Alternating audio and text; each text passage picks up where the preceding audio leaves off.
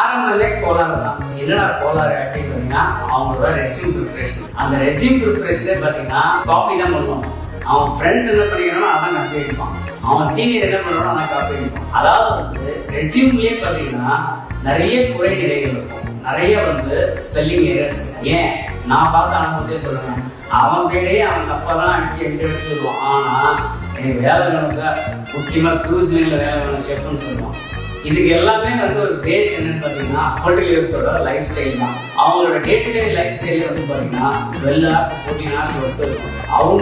அவங்களோட பர்சனல் ஒர்க்கை பார்த்துட்டு ரெஸ்ட் எடுத்துட்டு அடுத்த நாளைக்கு வந்து டியூட்டிக்கு வர்றதே ஒரு பெரிய கேள்வி தான். ரொம்ப கஷ்டமான ஒரு வேலை. இதுக்கு அப்பாற்பட்டு அவங்களோட ப்ரொஃபைலை யோசிக்கணும், அவங்கள பற்றி கெரியர் யோசிக்கணும், அவங்க ப்ரொஃபைல் பில்டிங் பண்ணி அவங்களோட ஃபியூச்சரை பற்றி யோசிக்கும் போது கண்டிப்பாக வந்து அவங்களுக்கு நேரமே இருக்காது. உங்கள் கெரியர் ஓரியன்டா நீங்கள் உண்மை கவலைப்பட வேண்டாம். உங்களுக்கு உங்கள் ப்ரொஃபைலை ஸ்ட்ரென்தன் பண்ணணும், யூஎஸ்பிஎஸ் டாக்குமெண்ட் இருக்கணும், எஸ்டிசிஎல் டாக்குமெண்ட் இருக்கணும். ஏன் பிளேஸ்மெண்ட்டு மல்டிபிள் க்ரூஸ் லைன் கம்பெனிஸ்க்கு லாகின் பண்ணி ஷெட்யூல் பண்ணணும்னா பிளேஸ்மெண்ட்டுன்னு கமெண்ட் பண்ணுங்கள், நான் உங்களுக்கு ஹெல்ப் பண்ணுறேன்.